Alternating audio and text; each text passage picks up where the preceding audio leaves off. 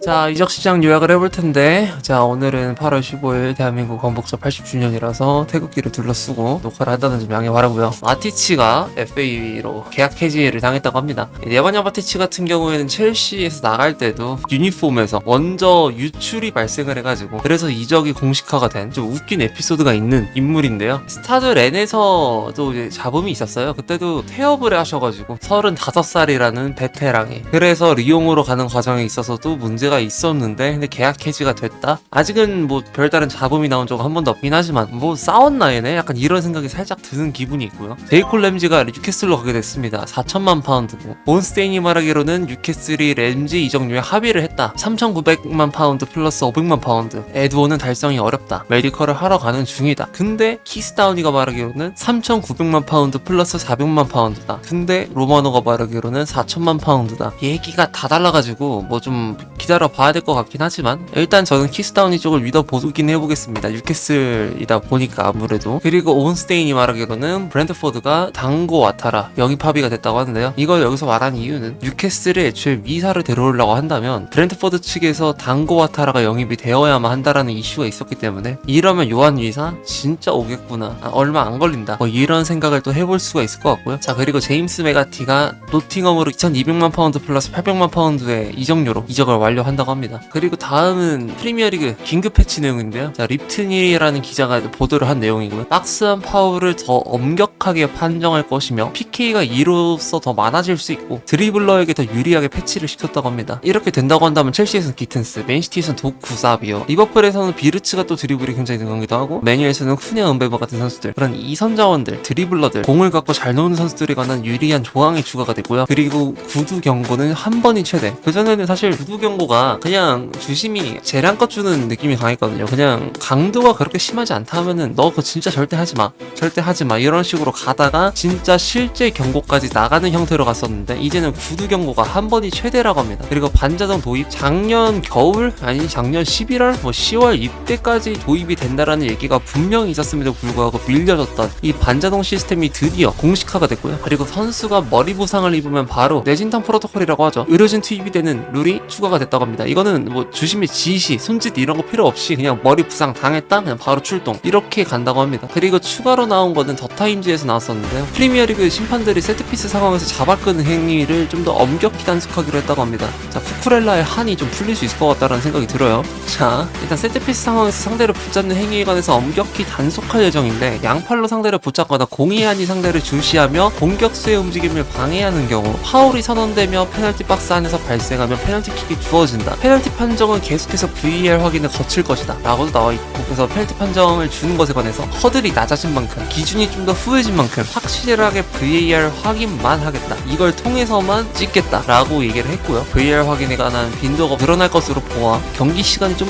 더 아마 늘어나지 않을까 싶고요. 그리고 옵사이드와 온사이드 판정을 제외한 VAR 판정은 경기장 스피커를 통해 심판이 직접 발표한다. 이거 클럽 월드컵에서 있었던 또 그런 좋은 연출이었죠. 사실 팬들이 굉장히 좋아했고요. 이전에는 VAR 보고 나서 특히 그 옵사이드 온사이드 쪽에서 계속 그 선 긋는 것 때문에 오래 걸려가지고 막 그거 가지고 말 많으니까 라인은 왜 이따구로 구웠냐 이런 말도 하니까 그 자체 그 공개 자체를 비공개 처리해버렸던 장면 자체를 뭐 그런 행위까지 있었던 그런 대회에서 갑자기 이런 식으로 패치가 됐다라는 거 굉장히 기념비적이고 좋은 순간이라고 생각합니다. 자, 그리고 첼시 선수들이 조타 유족에 관해서 위로금을 전달했다는 소식이 있는데요. 첼시 구단의 클럽 월드컵 선수단 보너스 중에서 일부를 전달하는 과정에서 첼시 선수들 또한 이에 합의를 해서 위로금을 전달한 것을 알려줬다고 합니다. 당연하죠. 뭐 첼시 선수들한테 주어지는 금액을 따로 떼서 유족 측에다가 위로금을 전달한다는 거니까 당연히 뭐 선수들의 동의가 필요한 사안이고 근데 첼시 선수들은 이에 관해서 오케이 해가지고 보내진다고 하는데 일단 선수단 보너스 1140만 파운드가 발생했다고 하는데 여기서 일부를 주는 거라고 합니다. 뭐 이에 대한 액수가 따로 나온 건 없어요. BBC 첼시 셔츠 스폰서로 연간 6천만 파운드에서 6,500만 파운드의 수익을 목표하고 있다고 합니다. 장기 계약을 선호하고요. 오퍼 딜도 받았는데 사우디 항공사 리아드에어가 잠재적인 스폰서십으로 강하게 연결되고 있다라는 킨셀라 첼시 전문 BBC 기자에서 또 보도한 내용이 있고요. 벤 제이콥스가 첼시의 스카우팅 시스템 선수를 데려오는데 있어서 발생되는 행정적인 처리 절차를 말을 해줬어요. 첼시 스카우팅 및 선수 영입 결정 절차에 관해서 마레스카는 왓츠웹에서 뭐 스카우팅 회의, 줌으로 뭐 하든 회의에 참여하긴 하는데 그러나 최종 결정은 디렉터가 주도한다. 윈스털리가 주도한다는 얘기겠죠. 그리고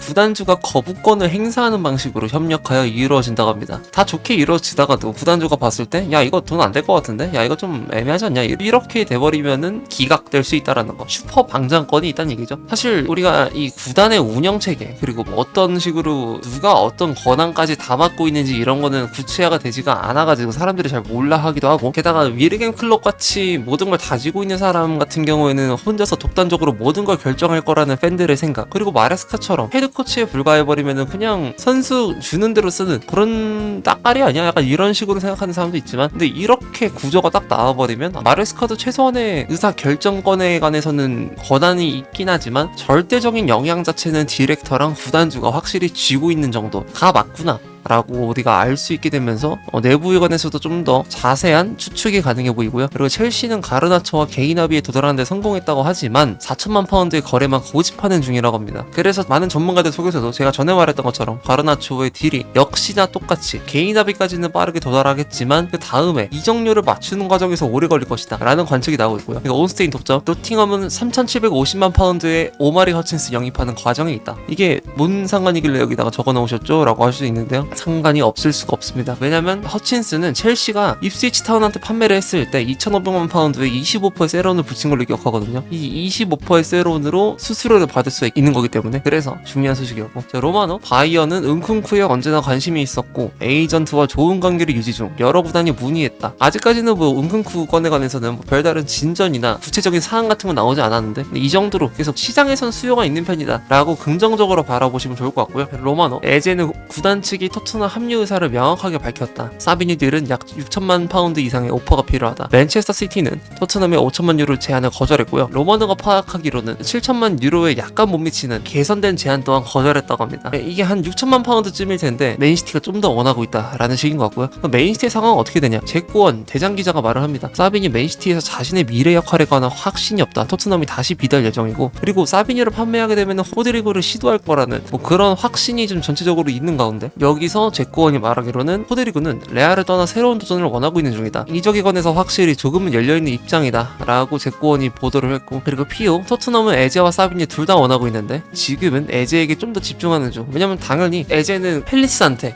이삭이 그랬던 것처럼 이적시켜달라 저 팀에 라고 요청을 해놓은 상황이기 때문에 에제가 더 확실하기도 하고, 그리고 사실 지금 에제가 좀 더 필요하다고 느껴지긴 하거든요. 저는 에제가 좀 더 다양한 역할을 수행할 수 있기 때문에, 그래서 에제 쪽에다가 지금 좀 더 관심을 넣어보려고 하는 입장인 것 같고, 그리고 골드 에제 사비뉴 딜 파토시 둘 다 각각의 노릴 백업의 옵션도 있다. 근데 이건 뭐 당연한 거긴 하죠. 어느 구단이든 당연히 영입에 관해서 원타겟이 파토가 날 시에는 그에 따른 대치관들이 확실히 있어야죠. LG 활동량 문제가 좀 있다고 하는데요. 근데 뭐 당시 전술적 요인 때문이거나 잦은 부상으로 인해서 스프린트를 조절한 결과일 수 있다 라고 말을 하는데, 이거는 이제 첼시의 리스 제임스도 비슷한 문제를 공유하고 있죠. 햄스트링 이슈 때문에 아무래도 활동 범위가 좀 줄어든 채로 뛰고 있기도 하고, 글라스너는 에제를 지키려고 할 거다. 당연히 뭐 자기 구단에서 제일 잘하는 이선을 판매하려고 하는데, 근데 이게 글라스너 입장에선 당연히 안 좋게 받아들여지겠죠. 더 나은 목표를 위해서 나아가려고 할 텐데, 근데 에제가 없다? 이러면 좀 많이 짜증나긴 하거든, 감독 입장에서. 프랭클 시스템에 완벽하게 만든 건 모기파다. 그래서 수년간 원했던 거다. 하지만 에제는 최정상급 기량을 지녔다 라고 해서 모기파들이 템퍼링 이슈로 인해서 빠그라졌다 하더라도 에제 정도면 정말 만족을 하고 있다라는 그런 감정적인 토트넘의 입장을 대변해주는 듯한 입장을 봤고요. 개인적으로 에제는 웬만해선 토트넘을 갈 것 같긴 한데, 약간 걸리는 점이라고 한다면 27살의 선수잖아요. 27살이 지금 5년 계약을 따게 되면 추가 재계약을 하기 매우 힘들고, 사실상 자신의 전성기 기량이자 자신의 선수 커리어에서 뽑아낼 수 있는 액수의 최대치를 지금 뽑아낼 가능성이 높거든요. 그러니까 즉 에제는 자신의 커리어에서 가장 높은 급여를 받을 수 있는 순간이 지금인데, 근데 이 액수가 저는 3에서 4억 선을 보거든요. 토트넘이 이걸 맞춰줄지가 우선 관건이고, 웬만해서는 맞춰주지 않을까 생각을 하는데, 일단은 이걸 더 맞춰줄 수 있는 클럽은, 아무래도 더 쉽게 맞춰줄 수 있는 클럽은 경쟁팀인 아스날 정도가 되긴 하겠지만, 근데 아스날이 지금 현재 딜에 있어서 진전도를 많이 가져가지 못해가지고 선수의 마음이 지금은 토트넘에 있을 가능성이 높다 라고 말씀을 드리고요. 자, 그리고 로마노 에이스 로만 산초 영입을 위해서 1년 선임된 후 2천만 파운드 지불로 의무 의적 딜 추진 중이다. 그리고 로마의 빌드가 사실 그대로라는 온스테인의 샤라웃도 있었고요. 비아포라, AS 로마와 산초 딜은 마무리 단계라고 하면서 사실상 개인 합의만을 남기고 모든 절차가 마무리가 됐다라는 식의 기사들이 많이 나오고 있는데, 산초 딜은 정말 반만 다 동의를 했었거든요. 급여 지불만 오케이 했던 유벤투스, 이적료 지불만 오케이 했던 나폴리, 뭐 이런 식으로. 아니면 양쪽 다 비동의에 가까웠던 도르트문트. 근데 에이스 로마는 지금 이적료 자체는, 딜 구조 자체는 확실하게 다 동의를 하려는 것 같고요. 그리고 BTL로가 말합니다. AC 밀란과 맨유는 호일룬 딜에 관해서 서로가 그린라이트다. 디마르지오가 말하기로는 호일룬은 밀란 합류에 열려있다. 다니엘레 롱고, AC 밀란 이번 주 안으로 호일룬 딜을 마무리할 것, 양 팀은 이제부터 딜에 관해서 더 세부적인 합의 사안을 찾으려고 노력할 것이라고 나오는 것을 보아 산초와 호일룬 둘 다 이번 시즌 맨유를 떠날 확률이 매우 높아진 것 같습니다. 로마노, 레오니 리버풀 메디컬 완료, 6년 계약 및 이번 주 공식 발표 예정, 아르네 셀롯을 이미 만난 상태라고 하고요. 내일은 리버풀 선수로서 안필드에서 소개될 예정이라고 합니다. 그리고 타임즈에서 말하기로는 맨체스터 유나이티드가 레오니를 막판에 하이제킹하라고 했지만 레오니가 아니 나 리버풀만 갈 거다 라고 말을 해서 해프닝으로 마무리가 됐다고 하고요. 그리고 호킨스, 인테르가 지금 로마의 마누코네 영입을 두고 협상 중이다. 인테르는 5천만 유로의 영입을 희망하고 있다 라고 하는데, 스키라가 말하기로는 로마가 코네에 관해서 5천만 유로를 원하고 있다 라고 하고, 비아포라 로마 1티어가 말하기로는 마누코네는 적절한 시 판매될 수 있다 라고 나온 것으로 보면 지금 전체적으로 인테르가 마누코네를 사오는 데 있어서 딱히 문제가 없어 보이고, 로마 같은 경우에도 선수를 또 사와야 되는데 그중 하나가 산초였죠. 그래서 코네를 팔아야 된다. 서로의 니즈가 확실히 좀 맞아 떨어지는 기분이죠. 그리고 모레토, 인테르는 루크먼에 관해서 4,500만 유로의 비드는 충분하며 더 올릴 의향은 없는 것으로 보인다. 루크먼도 신사 협정의 나름대로 피해자로 알고 있는데 지금 막 태업도 하고 있고 이적을 완료시키기 위해서 계속 강경한 대응을 하고 있거든요. 그럼에도 불구하고 인테르 쪽에서는 최후 통첩을 날림으로써 아탈란타가 조금이라도 포기하지 않으면 루크먼은 이적하기 힘들 것으로 보입니다. 그리고 호킨스, 좋은 오퍼가 들어오면 이강인은 이적하게 될 것, 특히 PL 구단들이 관심을 갖고 있다. 근데 여기서 로익탄지, 하모스와 이강인은 잔류할 것으로 보인다. 호킨스가 아무래도 좀 더 프랑스에서 절대적인 입지를 지니고 있는 기자고, 탄지도 분명히 1.5티어 정도로 봐줄 수 있는 좋은 기자긴 하지만, 근데 호킨스가 저는 좀 더 신뢰가 가거든요. 이번 여름 이강인이 이적할 만한 PL팀